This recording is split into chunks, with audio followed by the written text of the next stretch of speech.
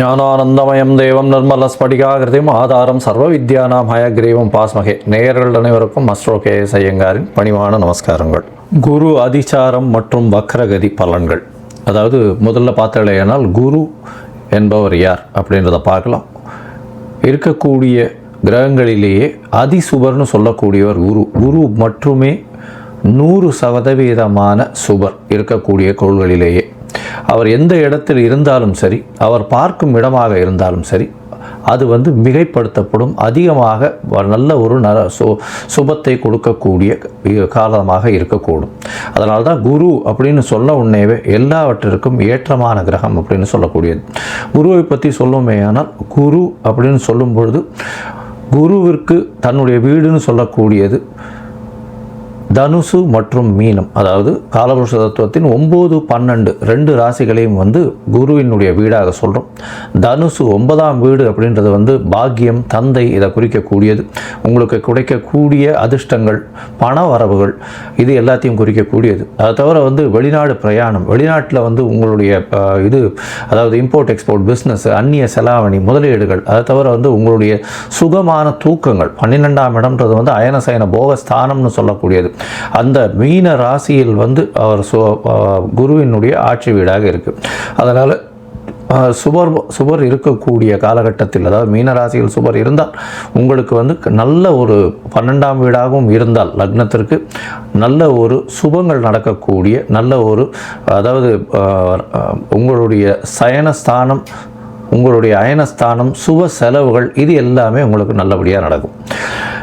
அதை விட வெளிநாடு வாசங்கள் இருக்கக்கூடிய வாய்ப்புகள் உண்டு. வெளிநாடு போயிட்டு வரக்கூடிய பாக்கியங்கள் நிச்சயமாக கிடைக்கும்.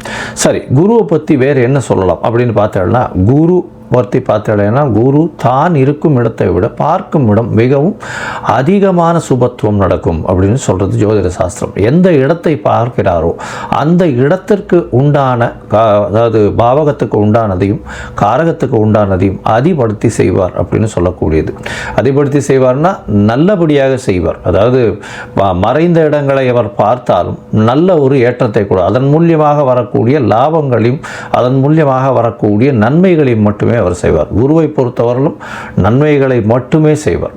சரி, குருவுக்கு பார்த்தேனால் எல்லா கிரகங்களுக்கும் சப்தம பார்வைகள் இருக்கு. ஆனால் குருவுக்கு பார்த்தேன்னா அதை விட அதிகமாக 5ஆம் பார்வையும் 9ஆம் பார்வையும் இருக்கு. அதாவது ஸ்பெஷல்னு சொல்லக்கூடியது, அதிகமாக பார்க்கக்கூடிய குருவினுடைய பார்வை 5, 7, 9 அப்படின்னு 3 இடத்துல உழருது. இதன் மூலியமாக நல்ல ஒரு ஏற்றம் கிடைக்கும். 5ஆம் இடம் அப்படின்னு சொன்னோமே. ஆனால் எந்த ஒரு, அதாவது ராசிக்கோ எந்த ஒரு லக்னத்திற்கும் பார்த்தாலேனால் அந்த 5ஆம் இடம்னு சொல்லக்கூடியது பூர்வ புண்ணிய புத்திர ஸ்தானம் அப்படின்னு சொல்லக்கூடியது. பூர்வ புண்ணிய புத்திர ஸ்தானத்தை குரு பார்த்தால் அந்த குடும்பத்திற்கு மிகப்பெரிய ஏற்றம், குழந்தை பிராப்தி நல்லபடியாக இருக்கும், சந்ததிகள் வளரக்கூடிய வாய்ப்பு உண்டு, புகழ், அந்த கௌரவம் வரும், அதிகமான படிப்புகள் படிக்கக்கூடிய வாய்ப்பு, மேல் படிப்புகள்லாம் படிக்கக்கூடிய வாய்ப்புகள் நிச்சயமாக இருக்கும்.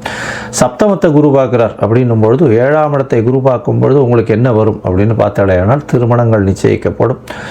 நல்ல திருமணங்கள் பெற்றோர்களின் சம்மதத்தின் மூலியமாக நிச்சயிக்கக்கூடிய வாய்ப்புகள் மிகவும் அதிகமாக இருக்கும். அதை தவிர உங்களுடைய பார்ட்னர்ஷிப் கன்சர்ன், அதை தவிர வியாபாரங்கள் நல்லபடியாக பெருகும். ஏன்னா குருவை பொறுத்தவரையிலும் காரகத்துவம்னு சொல்லக்கூடியது, குரு புத்திர காரகன்னு சொல்கிறாங்க, அதை தவிர தன காரகன்னு சொல்கிறாங்க. அதனால் தொழில் முன்னேற்றம் வேணும் அப்படின்னா தொழில் ஸ்தானத்தையும் குரு பார்க்கணும். அதாவது 10ஆம் இடத்துல குரு பார்வை இருந்ததுன்னா பெரிய ஏற்றத்தை கொடுக்கும். அது தவிர 7ஆம் இடத்துல குரு இருந்து 7ஆம் இடத்தை பார்த்தாலோ, அது 7ஆம் இடத்தில் இருந்தாலோ கண்டிப்பாக உங்களுக்கு, அதாவது கூட்டு தொழிலில் ஒரு பெரிய வெற்றியை கொடுக்கக்கூடிய காலகட்டமாக அமையும். சரி, இந்த குருவுக்கு 9ஆம் பார்வை என்ன செய்யும்? குருவுக்கு 9ஆம் பார்வையின் மூலியமாக பார்த்தோம்னா வெளிநாடு போய் படிக்கக்கூடிய யோகம், வெளிநாட்டிலிருந்து அதீதமாக பணம் சம்பாதிக்கக்கூடிய யோகம், இதெல்லாம் வரக்கூடிய வாய்ப்புகள் மிகமாக உண்டு. குரு 11ஆம் வீட்டையே பார்க்கக்கூடிய நிலைமை ஆனால், அதாவது அவர் 11ஆம் வீட்டை பார்க்குறார் அப்படின்னா அதீதமான லாபத்தை திடீரென்று கொடுக்கக்கூடிய, ஏன்னா லாபஸ்தானத்தை தன காரகனை பார்க்கறது பெரிய விசேஷத்தை கொடுக்கக்கூடிய காலகட்டமாக அமையும். பொதுவாகவே குரு அப்படின்னு எடுத்தோமே ஆனால் அவர் அதீத சுவர், மிகப்பெரிய ஏற்றத்தை கொடுப்பார். அவர் வந்து நல்ல அதாவது ராசியிலேயோ லக்னத்திலேயோ ராசியிலேயோ இருந்தாரே ஆனால் நேர்மையான வழிகள் மூலியமாக சம்பாத்தியத்தை பெறுப்பார். அதை தவிர வந்து அந்த ஜாதகருக்கு பார்த்தாலேயானால் உடல் நலத்தில் நல்ல ஏற்றம் இருக்கும், தீர்க்கமான சிந்தனைகள் அமையும், ஏற்றமான விஷயங்களை மட்டும் செய்வார். அவர் போனாலே வந்து அவருக்கு பெரிய மரியாதையும் இது இருக்கக்கூடிய வாய்ப்புகள் நிச்சயமாக இருக்கும்.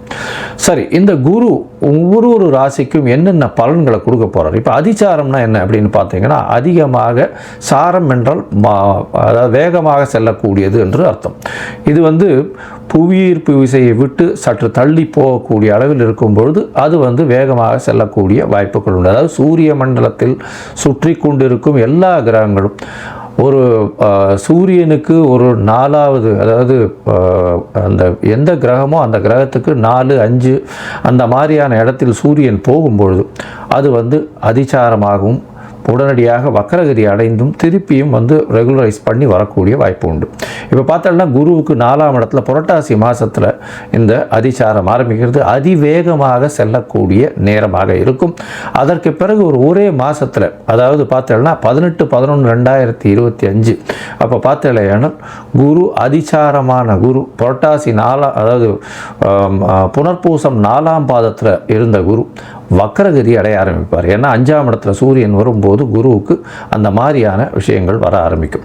அதற்கு பிறகு பார்த்தாலேயானால் 4ஆம் இடத்துலேருந்து, அதாவது 4ஆம் இடத்துலேருந்து 5ஆம் இடத்துக்கு வந்து சூரியன் ஒன்றுன்னா மூவ் ஆன உடனே வக்கரகதியிலிருந்து கிட்டத்தட்ட 17/3/2026 அன்னைக்கு அவர் வக்கர நிவர்த்தியம் அடைகிறார். அதற்கு அப்புறம் வந்து ரெகுலராக போகிற மாதிரி அவர் வந்து தன்னுடைய சாரத்தை மாற்றிக்கொண்டு அதற்கு பிறகு அவர் வந்து குருவினுடைய அதாவது அடுத்த ராசிக்கு வருட கிரகமான குரு ராசியிலிருந்து அடுத்த ராசிக்கு பெயர்வர். அது வந்து மே மாதத்தில் வருது.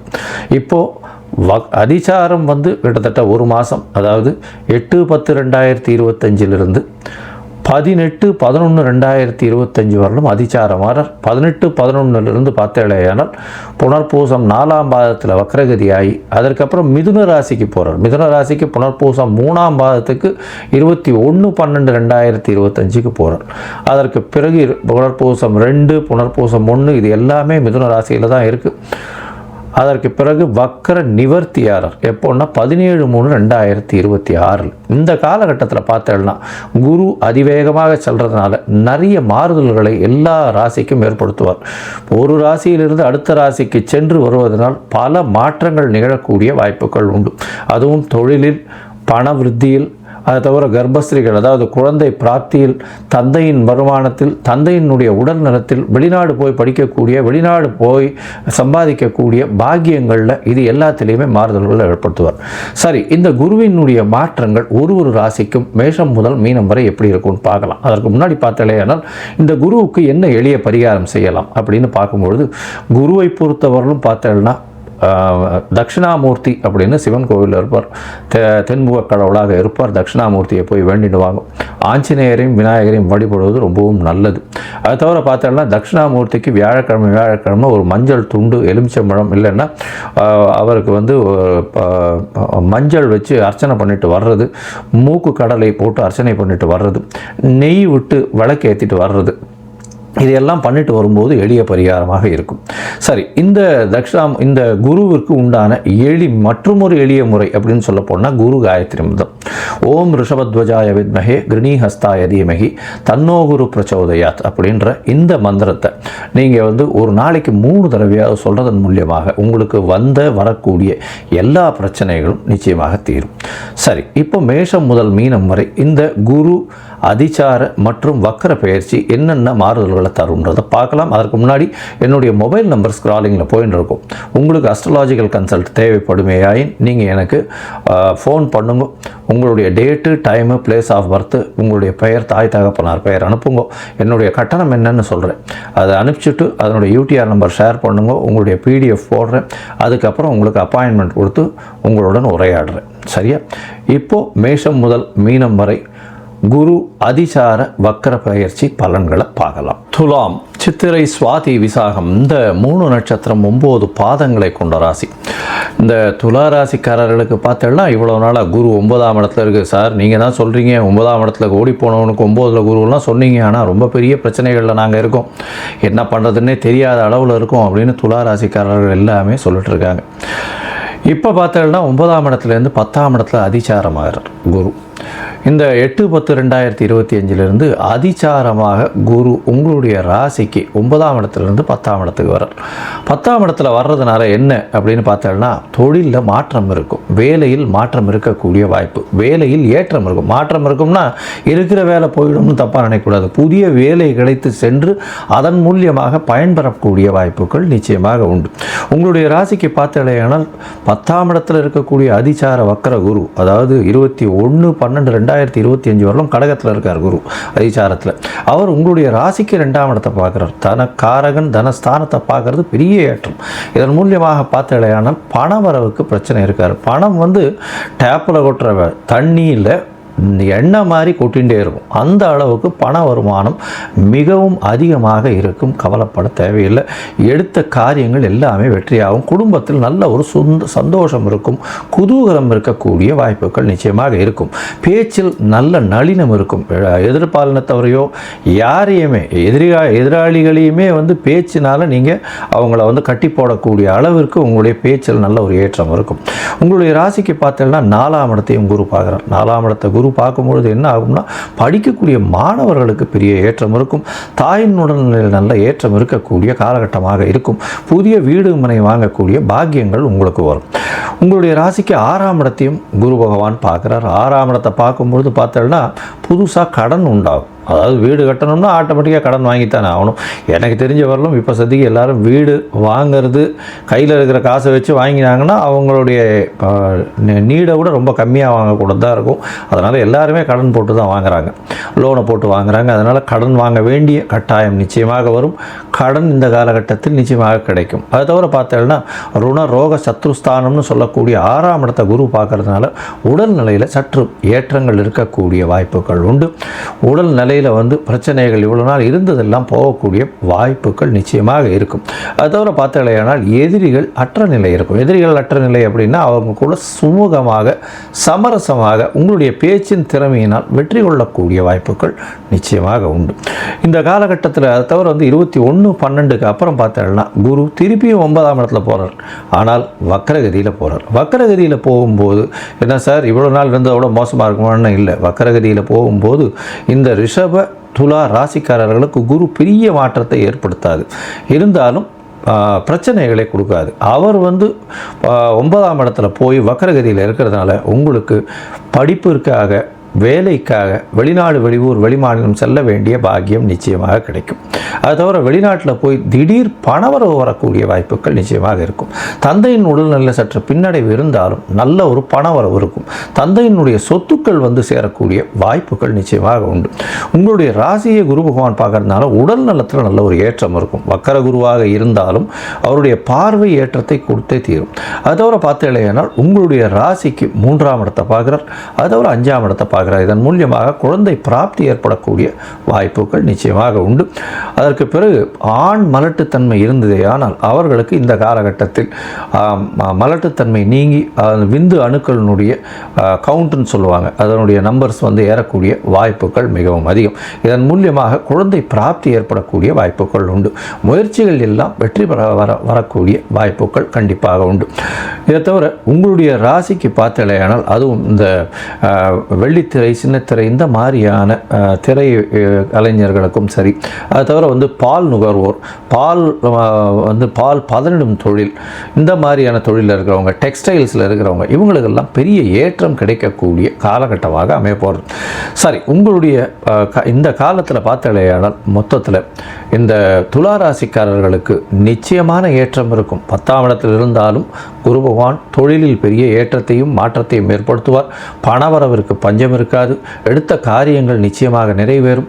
குடும்பத்தில் நல்ல ஒரு ஏற்றம் இருக்கக்கூடிய வாய்ப்பு உண்டு. பேச்சில் நளினம் தெரியும். படிக்கக்கூடிய மாணவர்களுக்கு நல்ல ஒரு வெற்றி உண்டாகக்கூடிய காலகட்டம். தாயின் உடல்நிலையில் நல்ல ஒரு ஏற்றம் இருக்கும். வீடு மனை வாங்கக்கூடிய பாக்கியம் நிச்சயமாக உண்டு. புதிய கடன் அமையக்கூடிய காலகட்டமாக இருக்கும். உடல் நலத்தில் நல்ல ஒரு ஏற்றம் இருக்கக்கூடிய காலகட்டமாக இருக்கும். எதிராளிகள் உங்களுடன் சுமூகமான பேச்சில் ஒரு பிரச்சனைகள் எல்லாம் தீர்ந்து போகக்கூடிய வாய்ப்பு, அதாவது அவுட் ஆஃப் கோர்ட் செட்டில்மெண்ட் சொல்கிற மாதிரி பண்ணக்கூடிய வாய்ப்பு. பம்பு வழக்கு இருந்ததே ஆனால் அதுவும் தீர்ந்து போகக்கூடிய வாய்ப்புகள் மிகவும் அதிகம். உங்களுடைய ராசிக்கு 9ஆம் இடத்தில் வக்கர குருவாக போகும்பொழுது அதன் மூலியமாக உங்கள் உடல்நலத்தில் நல்ல ஏற்றம் இருக்கும். உங்கள் குழந்தை பிராப்தி ஏற்படக்கூடிய பாக்கியம் உண்டு. எழுத்தாளர்கள், கவிஞர்கள், கட்டுரை எழுத்தாளர்கள் இவங்களுக்கெல்லாம் பெரிய ஏற்றம் இருக்கக்கூடிய காலகட்டமாக இருக்கும். முயற்சிகள் எல்லாமே வெற்றி பெறக்கூடிய காலகட்டமாக அமைய போகிறது. உங்களுடைய பதவி, புகழ், அந்தஸ்து, கௌரவம் எல்லாம் ஏறக்கூடிய வாய்ப்புகள் நிச்சயமாக உண்டு. இந்த காலகட்டத்தில் உங்களுடைய தசாபுக்தி அந்த அளவுக்கு ஏற்றமாக இல்லையே என்றால் நீங்கள் சென்னையில் அருகில் உள்ள அந்த பாடி அப்படின்ற இடத்துக்கு பக்கத்தில் திருவலிதாயம்னு ஒரு இடம் இருக்குது. அந்த இடத்துல போயிட்டு தட்சிணாமூர்த்தியை சேவிச்சுட்டு வாங்கும். அது உங்களுக்கு ஒரு பெரிய ஏற்றத்தையும் மாற்றத்தையும் உங்கள் வாழ்வில் நிச்சயமாக கொடுக்கும். அதை தவிர கோவில்களுக்கு நெய்யில் வழக்கு போடுங்கோ, நெய் தானம் கொடுங்கோ, வாழைப்பழம் தானம் கொடுங்கோ, அன்னாசி பழம் தானம் கொடுங்கோ. அதை தவிர முடிஞ்சதுன்னா துளசி கன்று, அதை தவிர அரச மரம், சந்தன மரம், இந்த மாதிரி விஷயங்கள்லாம் தானம் கொடுங்க. தவிர மஞ்சள் வஸ்திரம் தானம் கொடுங்க. அது ரொம்ப பெரிய ஏற்றத்தை கொடுக்கக்கூடிய வாய்ப்பாக இருக்கும். அதனால் இந்த துளாராசிக்காரர்களுக்கு இந்த அதிசார வக்கர குரு பெயர்ச்சி பெரிய ஏற்றத்தையும் மாற்றத்தையும் உங்கள் வாழ்வில் நிச்சயமாக கொடுக்கும்.